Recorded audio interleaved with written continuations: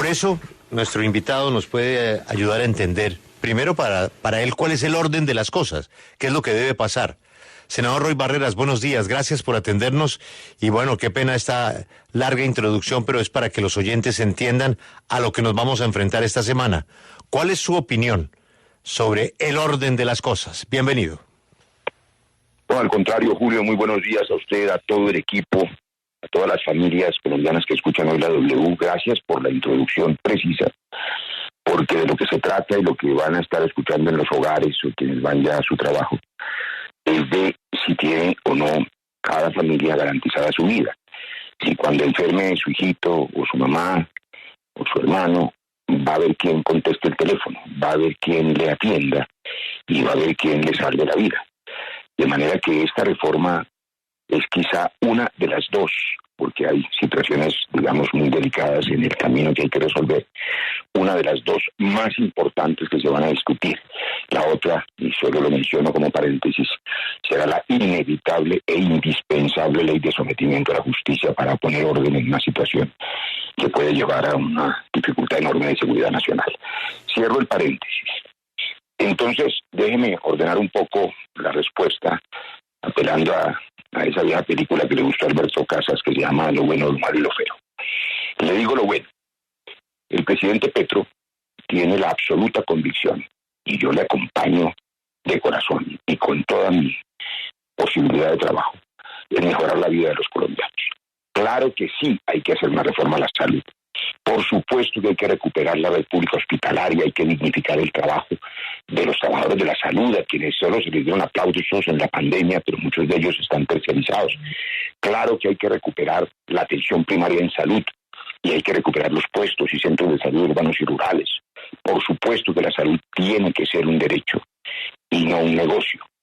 Claro que hay que eliminar el abuso de muchas EPS a través de la figura de integración vertical que genera una posición dominante que por supuesto es indeseable. Pero eso no significa destruir un sistema de aseguramiento sobre el cual está montada la atención hoy de 50 y más millones de colombianos. Todo en el cambio significa una transición que debe ser ordenada, planeada, conocida. Empiezo por decirle que yo soy uno de los colombianos que no conoce el texto de la reforma. Y por supuesto, opinar sobre una reforma que no se conoce puede ser imprudente. En cambio, sí opino sobre la necesidad de esta reforma. Y sé que la gente quiere mejorar su condición de salud. Ahora, lo malo es que si la reforma pretende acabar con el actual sistema que funciona con defectos que deben corregirse, le pongo este símil. Es como si usted tiene a un obrero sobre un andamio que lo sostiene. Las familias colombianas tienen un andamio, una estructura, un aparato construido durante 30 años, que es el sistema de salud colombiano. Si usted les quita el andamio, los deja en el aire, se están al piso, mientras construye otro andamio, mientras construye otro sistema, digamos con énfasis absolutamente estatal, que por supuesto habrá que analizar, porque tendrá dificultades enormes. Sí. Son temas técnicos que pueden ser aburridos, pero solo dejo un tema. El tema de la auditoría de cerca de 1.000 millones de facturas de servicios prestados en un año, que por supuesto tienen que hacer empresas especializadas, porque de no serlo así, pues en la maraña burocrática inútil, lo que ocurre es que no habrá auditoría, no habrá pago a las IPS, habrá quiebra de las clínicas y la gente simplemente no tendrá quien la atienda salvo que pague el tema privado. O sea, lo malo es si se pretendiera destruir lo construido, sistemas de información, de análisis, etcétera. ¿Qué es lo feo? Que me parece lo más importante, lo han dicho ustedes, lo ha dicho Alberto Casas, y yo lo digo, digamos, desde una perspectiva académica y tranquila, pero también es mi obligación por esta transitoria presidencia del Congreso. Lo dijo Lucas con precisión. Hay dos modelos que tienen una lógica. Uno, la democracia directa, el estado de opinión que impulsaba el entonces presidente Uribe, pero que también impulsan sectores en el mundo de la izquierda de distinta naturaleza. Ese estado propone discutir en las calles las reformas. En las calles, por supuesto, no se discuten ninguna reforma de ninguna naturaleza, sino que se agita una idea. El otro modelo de la democracia es en el que creo que está basada la Constitución colombiana, y en el que yo particularmente me inscribo con absoluta firmeza, es la democracia representativa liberal. Esa democracia representativa implica que haya instituciones como el Banco de la República, como el Congreso colombiano, como la Fiscalía, como las Cortes, como los medios de comunicación y como las instituciones privadas, que también son instituciones que dan soporte a la sociedad. Y esas instituciones tienen voz en la democracia representativa. Eligen unas personas y esas personas tienen la obligación, el derecho y el deber de tomar decisiones. Hay una colisión entre esos dos modelos. Entonces termino con esto, porque es quizá lo más importante. Estoy absolutamente convencido que las personas que van a salir a la calle en la movilización lo van a hacer de corazón, de buena fe, pidiendo que haya una reforma mejor, y yo las acompaño. Las acompaño en ese propósito. Lo que no puede ocurrir es que sectores radicales se equivoquen y piensen que la presión sobre el Congreso para aprobar normas radicales o dogmáticas termine, y voy a poner un ejemplo que preocupa en lo que está ocurriendo en Lima, en el Perú. Es decir, no se puede facilitar que haya una colisión entre la calle y el Congreso, porque es una colisión que puede poner en riesgo la democracia misma y que no termina bien, porque finalmente, si no hay intermediación dialógica, lo que hay es confrontación ciudadana, y el presidente Petro lo que quiere es paz total, y la paz también es en las calles. Ahí hay un primer elemento de un análisis que podría ser mucho más largo, pero que le dejo otra perla. Una última. Esta confrontación entre los dos modelos también genera una contradicción imposible en el proceso electoral, y lo menciono porque el gran paquete de reformas sociales que vamos a sacar adelante, porque ese es el cambio, es el que Petro quiere un país mejor, y nosotros tenemos la obligación, el mandato popular del cambio, de darle pensión a los viejos, de garantizar un trabajo más digno, de darle mejor salud a la gente. Vamos a sacar las reformas. Pero ese gran trabajo tiene una contradicción.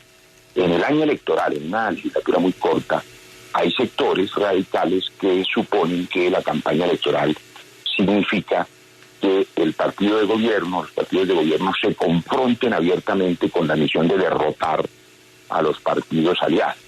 Y los partidos aliados son la coalición de gobierno. Entonces hay que preguntarse si queremos una coalición de gobierno o queremos una coalición electoral, porque son absolutamente contradictorias. Le dejo esa perla en el oído a los oyentes. Sí, presidente, hay un dato adicional al contexto que estábamos entregando hace unos minutos y tiene que ver con esa cifra errada que entregó el Ministerio de Salud y el Superintendente de Salud sobre las deudas de las EPS, que dijeron en su momento eran de 50 billones de pesos, pero después salieron a rectificar y decían que era de 23,3 billones de pesos. Esto, dice la oposición, hace parte de una supuesta estrategia para desprestigiar al sistema de salud y generar ese estado de opinión para poder discutir la reforma. ¿A usted no le parece que esto suena un poquito a eso de sacar a la gente emberracada a votar que ustedes, o que más bien el petrismo tanto cuestionaba, pues poniendo contra las cuerdas al Congreso? Porque ¿dónde queda entonces la institucionalidad? Me parece bien la metáfora a propósito de si la gente sale emberracada a votar o a marchar. Pero solo hago una pregunta, reitero a la gente que, como yo, como el presidente Petro y como los que seguramente van a salir a caminar, quieren que mejore el sistema. ¿En qué termina la muchedumbre que salga emberracada a marchar o a votar en los estados de opinión? ¿En qué termina? En nada, o sea, termina en la confrontación en las calles. No termina en la construcción de soluciones. Los gobiernos y los partidos de gobierno tenemos la obligación con los ciudadanos de construir soluciones, no de generar conflictos. Entonces me parece que hay que mirar con mucho cuidado las expresiones de algunos funcionarios, porque tengan la certeza que lo que el presidente Petro tiene en la cabeza es hacer transiciones para que el país esté mejor y no fracturas, rupturas abruptas que por supuesto generan incertidumbres y situaciones de conflicto indeseables. Así que yo espero que haya una sinergia entre la voluntad popular de mejorar las condiciones y la voluntad de los partidos de gobierno de garantizar una mejora razonable y sensata. Sí. Voy a darle este dato. Yo soy el autor de la Ley Estatutaria de Salud. Si usted mira la exposición de motivos, de ese entonces, yo mismo dije que las EPS deberían desaparecer como hoy funcionan para darle paso a unas administradoras del régimen de beneficios. ¿Eso qué significa para el oyente en este tema técnico? Que se necesita quien administre el sistema de esas 1.000 millones de facturas, que se necesitan las redes de información, de tecnología, de calidad, que se necesita quien construya las redes de atención en cada región de Colombia, por expertos, por especialistas, pero que no se puede permitir la posición dominante de la integración vertical que genera los abusos. Claro. ¿Qué quiere la gente en los hogares? Que la cita no se demore 4 o 5 meses, como ocurre en muchos lugares del mundo, empezando por Inglaterra y Canadá. Bueno, eso se debe mejorar, pero hay que exigir en la reforma, pero la reforma es construir sobre lo construido. Pero, presidente, para que hablemos de frente y con la claridad que a usted lo caracteriza, ¿para usted es un error sacar a la gente a la calle a debatir las reformas? No, para mí ese es un modelo de movilización política que tiene unos orígenes respetables, unos orígenes ideológicos, que tienen, digamos, una tradición, que tienen que ver con Habermas, con Negri, con unos autores que, y que, digamos, apelado a ellos distintos dirigentes. En la historia de la humanidad, distintos dirigentes han apelado, digamos, a esa movilización popular directa sin la intermediación institucional.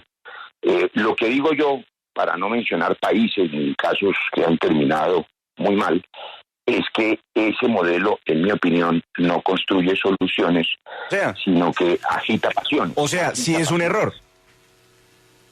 No, es un modelo en el que creen miles de personas y, por supuesto, yo lo que espero, es mi obligación, mi tarea, es que toda esa energía popular, que es justa, el deseo de reivindicar unos derechos y que no ser abusado, que no esperar 4 meses para la cita de la mamá, ese justo reclamo haga sinergia con un articulado serio, viable, que permita avanzar y corregir los errores y construir sobre lo construido cuando lo conozcamos en el Congreso de la República, que yo estoy diciendo desde hace 5 meses y aprovecho para compartir este llamado respetuoso al gobierno, es que nos recorten este periodo de receso, ganemos un mes y medio y radiquen todas las reformas. Todas. Pero, senador, usted respeta la herramienta y respeta el origen de la protesta en la calle y de la manifestación, pero para este caso específico, ¿usted la recomienda o no la recomienda? ¿La apoya o no la apoya? Son dos, le voy a dar respuesta a las dos preguntas, si la recomiendo y si la apoyo. El pacto histórico es una coalición de centro-izquierda. Tiene 2 pilares. Un pilar muy grueso, muy importante y muy justo, que son todos los movimientos de izquierda. Tiene otro pilar, que es de quienes tenemos un modelo de pensamiento de origen liberal, de democracia representativa. Nosotros somos pacto. Yo me debo al pacto, represento al pacto y por eso quiero sacar adelante las reformas. Pero tenemos métodos distintos. De manera que, pues yo no soy, ni más faltaba el presidente de la República. Entonces, cada presidente manda con su modelo. Yo podría recomendar el apoyo popular, pero me parece que puede generar una conflictividad sobre textos, usted lo ha dicho, Julio, que no se conocen. Es decir, la gente a lo mejor está protestando por una reforma que cuando se radique resulte muy buena. No lo sabemos porque nadie conoce los artículos, el articulado. Si yo la apoyo, sí, yo creo que es importante que se canalice en una sociedad tan excluida, una población vulnerable que tiene un reclamo popular, que se canalice ese reclamo de manera ordenada para que haga sinergia en la construcción de soluciones y que no se convierta en un reclamo caótico. Reitero el ejemplo, como está ocurriendo en el Perú, en el que la no canalización del reclamo de cualquier naturaleza termina en una confrontación indeseable y destructiva en la sociedad. Entonces, canalizar y encontrar las soluciones que la gente reclama es lo que hay que hacer, y en ese sentido yo creo que el presidente Petro le está dando voz al que nunca ha sido escuchado, pero eso tiene que ser... Pero mire, senador, no nos vamos a decir mentiras. Esto termina en la calle si se utiliza ese mecanismo, a mi juicio, muy inconveniente, entre quienes son amigos del gobierno que considerarán que el gobierno tiene la razón, y los enemigos del gobierno que considerarán que cualquier propuesta que ellos hagan es mala. Entonces, ese conflicto es el que no contribuye a nada bueno. Eso hay que evitarlo, usted lo ha puesto en el punto, y es un, digamos, llamado a la sensatez de cada colombiano.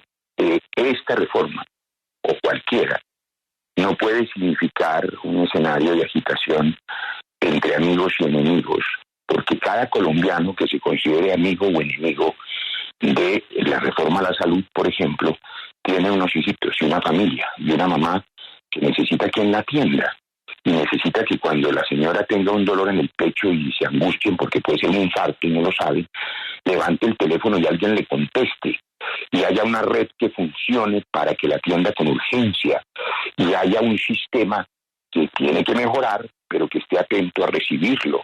Colombia superó semejante amenaza que fue el COVID, la pandemia, y en ese momento ninguna familia colombiana tuvo que vender su casa o hipotecarla, como pasó en casi todos los países, para pagar las altísimas cuentas de sus familiares en la unidad de cuidado intensivo.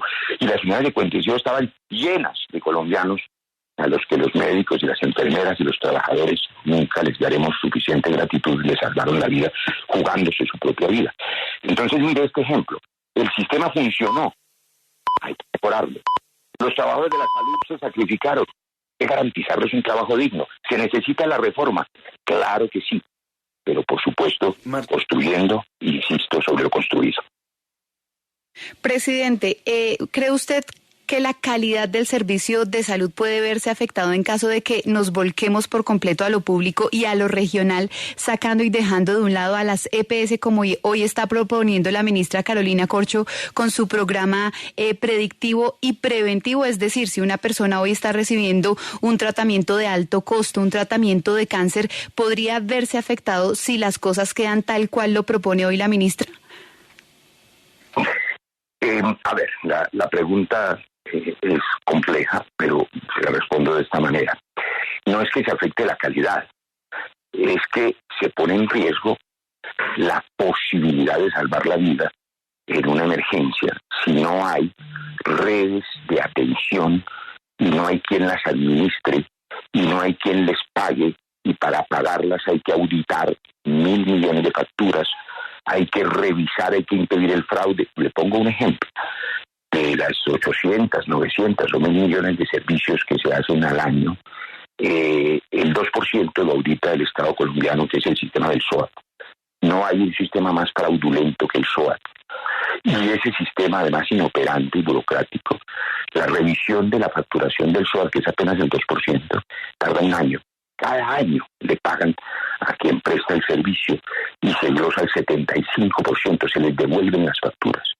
Si usted piensa que un sistema como ese, que no puede auditar y administrar el 2%, va a administrar 1.000 millones de facturas, un funcionario de ADRES que tiene esa tarea, además del riesgo enorme de corrupción y de eliminar los sistemas de calidad y de información que ya existen para esa auditoría, ¿qué es lo que puede ocurrir? Pues que nadie pague al prestador de servicios en Pereira, en Barranquilla o en Cúcuta. Las facturas ya no se demoran 3 meses, 4, sino un año, y pues cuando usted llame a que lo atienda su médico, le dice: qué pena, señora o señor, pero es que llevo un año sin que me paguen y yo me estoy también quebrando, me tocó cerrar mi centro de atención, o págueme privado. Y entonces terminamos en manos de una especie de privatización indeseable por cuenta de la desaparición del sistema de aseguramiento que funciona y que, reitero, debe mejorar. La reforma, en mi opinión, debe estar centrada en lo que todos estamos de acuerdo. La red pública hospitalaria está arruinada. Eso que llaman las ESES, que debieron ponerle el nombre con H y con C, que son cotos de casa, politiqueros y corruptos, impenetrables, que no le responden a nadie, y en la inmensa mayoría son los responsables de la quiebra de los hospitales, además del modelo, por supuesto, que lo soltó a una competencia imposible en el mercado. hay que rescatar la red pública hospitalaria y hay que montar redes y puestos y centros de atención y prevención en la ruralidad colombiana, pero sin ninguna duda. Y hay que hacer telemedicina, porque no tenemos suficientes especialistas para que atiendan las urgencias en el Baupés, o en el Guaviare, o en el Guainía, o en San José de Apartadó. Pero eso hay que montarlo sobre la experiencia de 30 años construida en redes de atención que sean auditadas y vigiladas, y donde haya en primer lugar el Estado como una obligación indelegable la prestación de la atención primaria en salud y la prevención. Eso es algo en lo que estamos de acuerdo todos. Hay que hacer un gran esfuerzo para que haya puestos y centros de salud y enfermeras vacunando y tomando la presión arterial y tomando la glicemia, que es el azúcar en la sangre. Miren, solo les pongo 2 ejemplos elementales que cualquier familia colombiana, la mayoría, padece o tiene. La complicación más común en la mortalidad colombiana tiene que ver con la hipertensión arterial y con la diabetes. Las 2 cosas son absolutamente prevenibles si hay atención primaria. No hay que esperar que le dé la trombosis, el infarto cerebral del infarto en el corazón al señor si alguien le toma la presión arterial a tiempo y se la controla. No hay que esperar que se le tapen los riñones y termine en diálisis el señor por cuenta o ciego por la diabetes si alguien en el puesto de salud, en la zona rural, le toma la glicemia con un aparatico elemental y sencillo y le controla el azúcar. Eso es prevenir la enfermedad. Eso no se está haciendo, no le importa a las EPS, no le importa a nadie, porque no se factura por eso, y es obligación del Estado montar ese sistema. Eso quiere el presidente Petro, prevenir, y eso hay que hacerlo. Así que la reforma sí hay que hacerla, pero allí donde hay que corregir los errores y llenar las falencias para que los colombianos todos, aún en la zona más vulnerable, tengan un primer encuentro con el Estado que les permita prevenir la enfermedad y salvar la vida. Pero es que ningún colombiano no va a estar de acuerdo con lo que usted nos dice. Tiene toda la razón. ¿Quién no va a apoyar al presidente de una política de salud preventiva? Pero de otro lado se oye por parte de este gobierno, de la propia ministra, que es que nuestro sistema de salud es un absoluto desastre. Y uno mira unos indicadores internacionales, no locales, no políticos, indicadores internacionales, por ejemplo en el manejo del COVID. Y pues nuestro sistema de salud ni más faltaba que vaya a ser perfecto, pero nuestro sistema de salud desde afuera, al contrario, se ve como de los mejores del vecindario. Y eso se lo pregunto a usted, que es doctor y paciente. La salud, el sistema de salud en Colombia, pues merece la reforma que usted anota, pero ¿es tan malo como piensa, por ejemplo, la ministra? Mire, la hijita de un colega médico, la hija de una empleada del servicio de ese colega en Cali, nació sordita, para decirlo en términos comunes, no podía oír nada. Le hicieron un implante coclear a la hijita de la señora de servicios generales, y la niña volvió a escuchar, no le costó nada. Eso solo ocurre en un sistema de aseguramiento. En los Estados Unidos, esa niña se hubiera quedado sorda toda la vida, a no ser que tuviera miles y miles de dólares, y ustedes conocen lo que ocurre allá. El sistema colombiano funciona con muchos errores porque las EPS que se originaron en la Ley 100, y voy a decir algo que es realidad, aunque sea duro, la inmensa mayoría, yo revisé el mapa en su momento, la inmensa mayoría de las EPS que se crearon con la Ley 100 estaban en territorio paramilitar. Y eran cotos de casa de negocio que convirtieron la salud en un lavadero de dólares. La destrucción de la buena idea terminó convertida en unas EPS de garaje que por su putrefacción y su corrupción terminaron cerrándose, liquidándose y generando, por supuesto, deudas enormes que quebraron también hospitales y tal.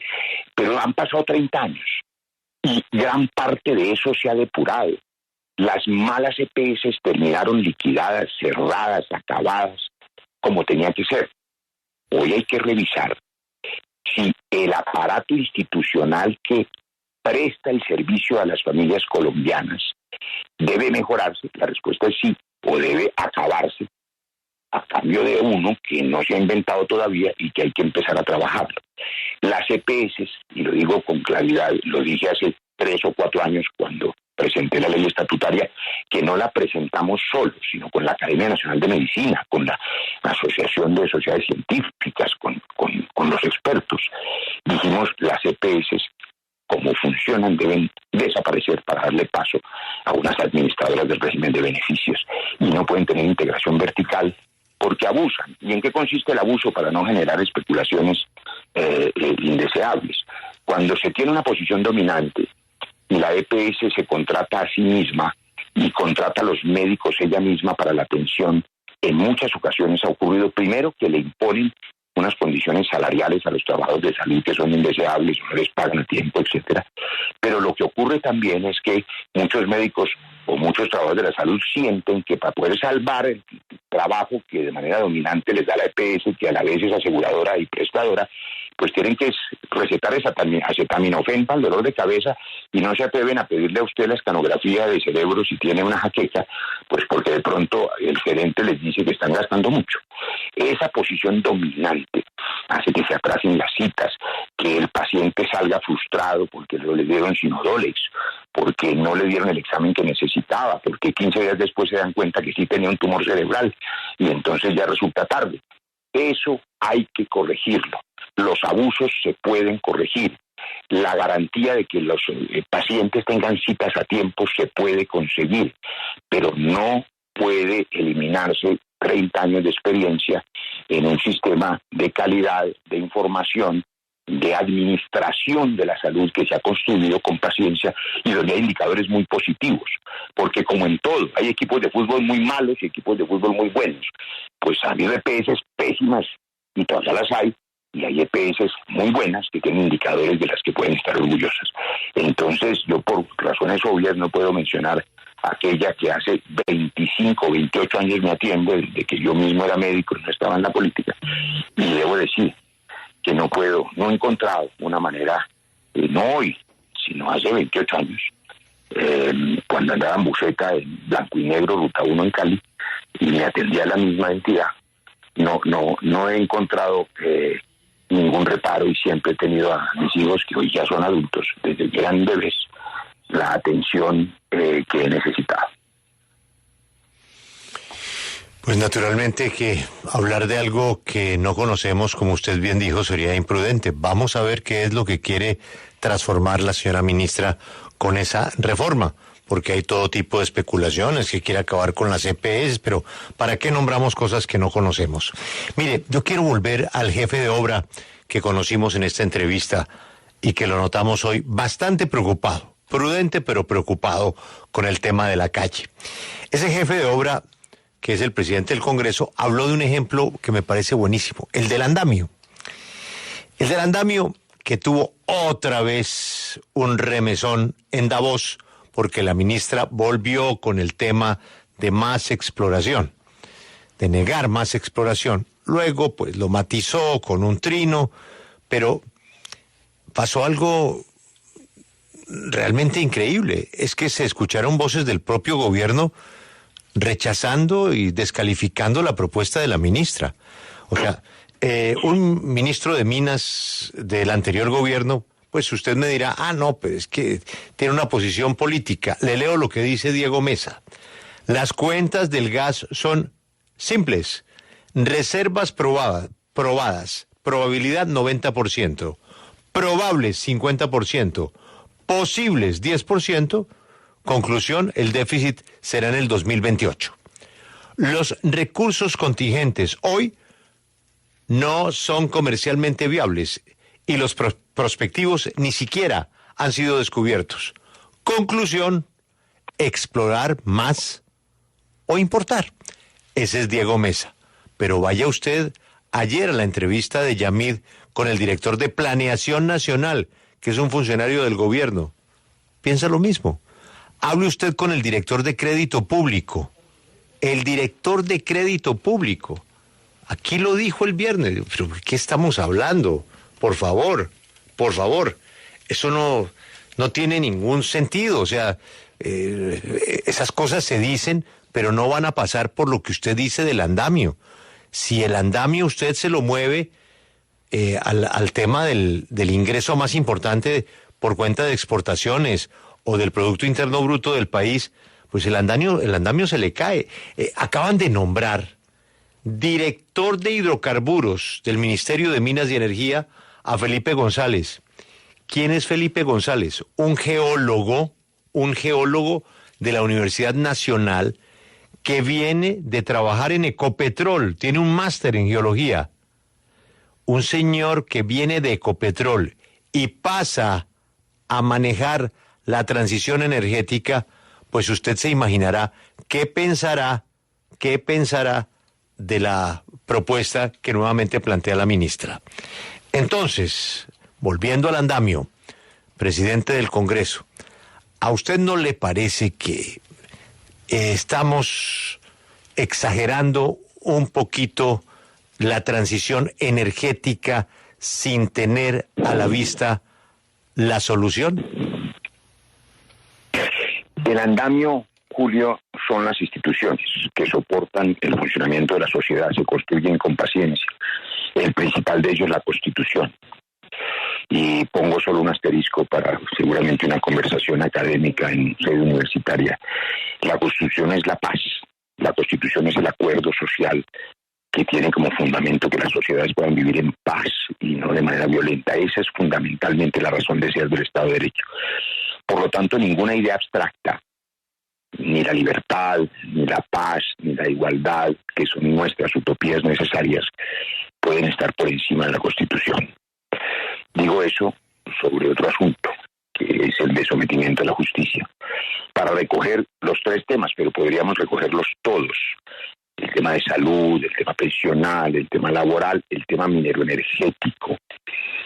Todo tiene que verse desde la óptica correcta que el presidente Petro mencionó en su discurso de posesión, que es una palabra clave, que se llama las transiciones. Yo le he pedido respetuosamente a los señores ministros que, más allá de ser activistas o más allá de estar ideologizados en un camino o en el otro, hagan realidad la directriz del presidente de construir soluciones que son transiciones planeadas, ordenadas, organizadas. La transición mineroenergética no se hace en 15 días, sino en 15 años. Y yo dije la semana pasada algo que me parece que coincide con su opinión, que es esto. El escenario ideal son las energías limpias. Necesitamos llegar a la energía eólica, a la energía solar, pero esas energías limpias cuestan tiempo y dinero y hay que financiarlas. Si no sacamos nuestro petróleo, que hoy es nuestra principal fuente de ingresos, pues nos quedamos sin petróleo y sin energías limpias. Entonces la transición implica financiar esas energías limpias y sin exploración no hay paraíso, porque hay que sacar y vender nuestro petróleo aprovechando, acaba de subir otra vez a $90 el barril. No podemos dejar de aprovechar nuestro principal ingreso, porque el mundo no va a dejar de vender petróleo en los próximos 15 días. Pero por supuesto, el presidente Petro ha sido en eso una voz absolutamente clara frente al mundo. Si no se para el cambio climático, la ola invernal que estamos padeciendo es la prueba de que esto no puede seguir así. Sí. Pero seguir así implica rápidamente financiar las energías limpias nosotros, pero exigirle al mundo que lo haga, y todo eso es correcto. Pero eso no se hace dejando la principal fuente de ingresos debajo de la tierra. Sí, presidente, permítame le cambio nuevamente de tema porque estas no son las únicas preocupaciones que usted ha expresado. También tiene reparos al cese bilateral que acordó el gobierno nacional y que ya está en marcha con organizaciones que tienen más bien un tinte narcotraficante y que evidentemente no están cumpliendo, están secuestrando militares, se pasean por el Cauca sin que la fuerza pública pueda hacer nada y pareciera maniatada con ese cese bilateral. ¿No cree usted que se les firmó casi que un cheque en blanco a estas organizaciones y sin que tengamos todavía claro bajo qué norma, porque hoy no hay una ley de sometimiento tramitándose en el Congreso? Gracias por la pregunta. Permítame corregir una palabra por mi obligación de equilibrio institucional. Yo no tengo reparos, yo planteo soluciones. No tengo reparos, sino que planteo caminos de transición. Y para ir al punto, lo que los colombianos han aprendido a escuchar en la W y en los medios durante los últimos años, desde que firmamos el acuerdo de paz con las FARC y lo discutimos largamente y metódicamente, es la existencia de una cosa que se llama justicia transicional. Se llama transicional porque es una transición de la guerra a la paz, de la violencia a la paz.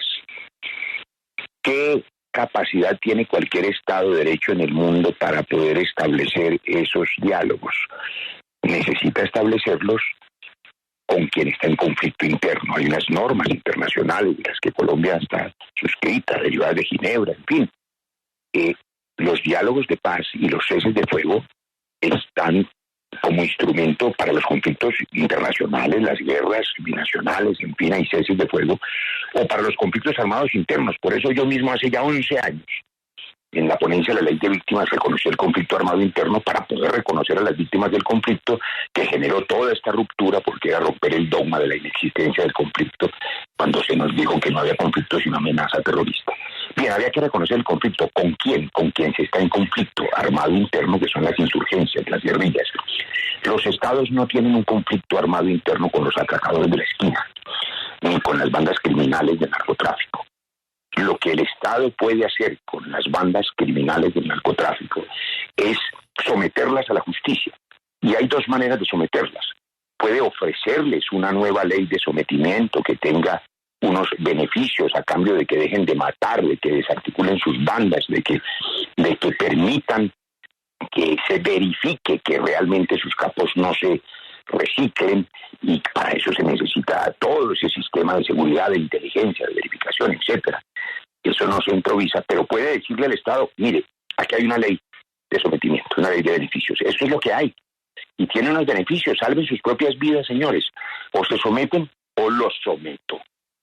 Lo que no puede ocurrir es que el Estado decida que con las bandas criminales en pasadizos oscuros o en los pasadizos de las cárceles o en las cantinas de un pueblo o en una finca desconocida se negocie la ley con los narcos, con un montón de intermediarios que estoy seguro no están autorizados, pero que transmiten la idea de que la ley se va a hacer con los narcotraficantes a su gusto y que va a significar la liberación de los que están presos, la no persecución de los que tienen orden de captura y además la confusión sobre el hecho de que las fuerzas militares y policiales no saben a quién atacar o si deben perseguir a nadie o si el cese de fuego es solo el cese de fuego del Estado.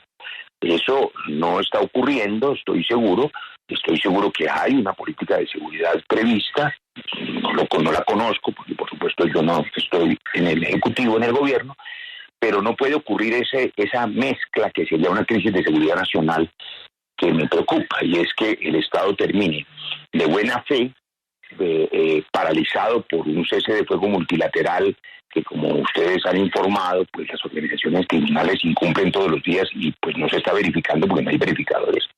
Y además, de buena fe, deje de perseguir a los narcotraficantes y de buena fe libere a los que están en la cárcel para convertirlos en gestores de paz, porque pues esa mezcla generaría una crisis de seguridad que se refleja en campos y ciudades, también en las ciudades, porque estas bandas en Bogotá, en Cali, en Medellín, donde ya hay en las ciudades pues descuartizados y bandas de microtráfico, son tentáculos de esas otras grandes bandas de narcotráfico que pueden sentir que como hay cese de fuego con todos, pues nadie los va a perseguir. Eso es una idea equivocada que no traduce bien el propósito del presidente Petro. El presidente Petro a mí me lo ha dicho hace meses y ya lo ha expuesto a sus ministros, sin duda. Para lograr la paz total se necesita que todos los que están armados igualmente tengan las armas.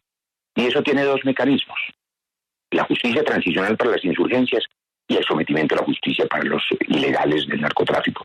Se necesita una ley que yo estoy pidiendo meses para que la sociedad colombiana tenga claridades.